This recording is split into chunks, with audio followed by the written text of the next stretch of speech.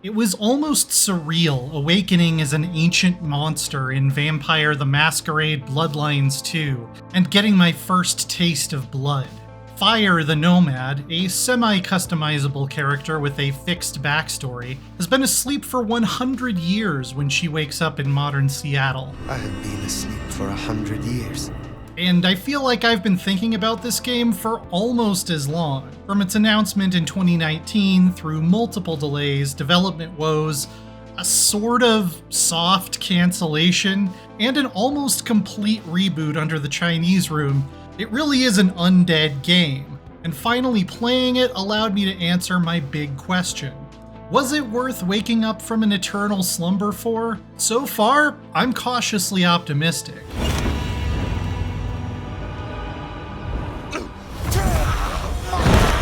First things first, the Chinese Room is not the studio I would have drafted to make a sequel to one of the most beloved cult hit RPGs of the early 2000s.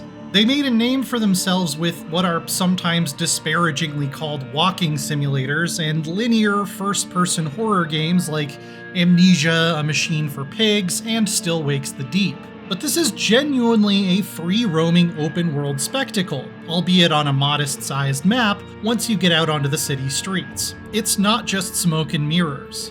I wasn't able to capture my own footage, by the way, and in the footage the developers sent over, they picked a different gender, clan, and disciplines from what I played with, so I won't be able to directly show off every power I'm talking about here.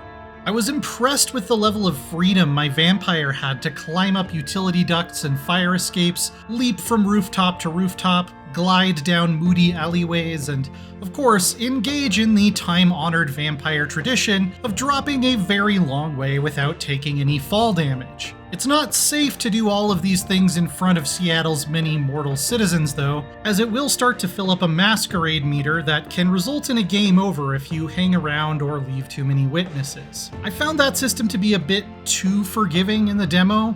You can chow down on someone in the middle of the street, and as long as you run away fast enough, you'll suffer no consequences. But it's nice to see a nod to one of the setting's most fundamental rules. Humans can't be allowed to know that vampires exist. Dropping in for a nice, sticky hemoglobin smoothie has two main purposes in Bloodlines 2. Mortals serve as mobile healing potions, and they also recharge your vampiric disciplines, special abilities tied to each vampire clan. This isn't really a survival game in the sense that your bloodthirst won't naturally increase over time, but I felt like I needed to feed often enough that it never became something I could ignore, which is good.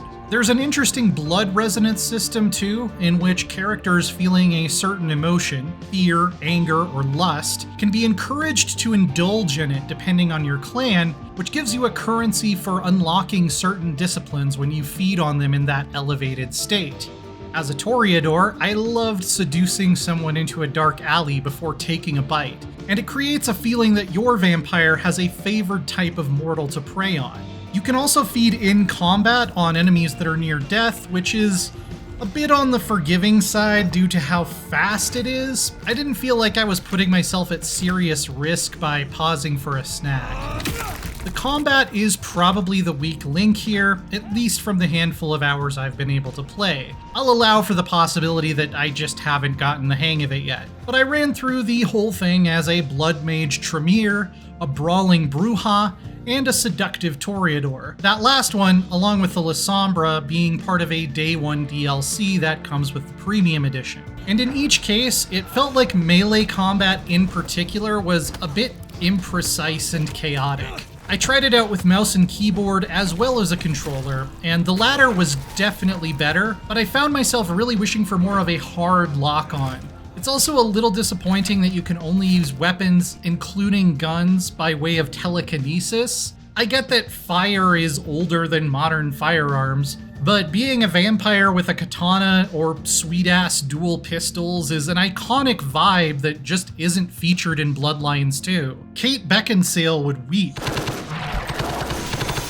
In fairness, combat was by far the weakest part of the original Bloodlines, so I won't hold that against it too much.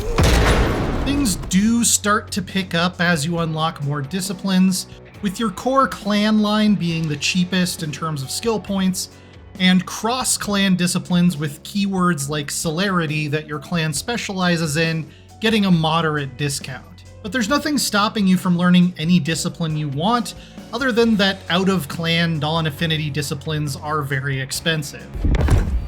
As a Tremere, I could lure enemies into a group by boiling a target's blood, causing them to scream, then placing a curse on them to turn them into a volatile blood bomb, and finally hitting them with a telekinetically thrown bottle to make them explode and take out an entire room at once. This is absolutely sick, nasty, amazing the first couple times, but it does get repetitive. It feels more like a gimmick than a playstyle after a little bit.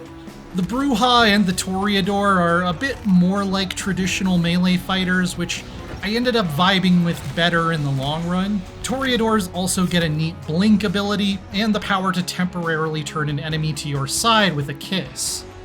Would you kill Detective for a cigarette? Where the Chinese room has always excelled, though, is in atmosphere, and there's no exception here. Neon-lit alleys, spooky warehouses, and decadent hotel suites are dripping with small details. I really applaud the way the reticle changes when exploring as well, letting you know that there are undiscovered secrets somewhere nearby without simply telling you where they are. That way, searching the dark corners is still a fun challenge, but I can also satisfy my inner obsessive completionist that when the circle turns back into a dot, I've found everything there is to find here. Just keep playing the game like you did and you'll be fine. The story is compelling and filled with memorable characters, as well as top-notch voice acting for the main cast. And what did you two discuss? We don't know at the start why Fire has suddenly been awakened or what's up with the mysterious symbol on her hand limiting her powers. Oh, that is not my hand. But the Prince of Seattle has recently been assassinated, there's a loose cannon vampire sheriff ripping out spines, and, oh yeah, a Malkavian police detective living inside our head. I was a vampire, like yourself. Fabian, who is every part the hard-boiled film noir hero until you notice the fangs, somehow ended up sharing Fire's brain meat.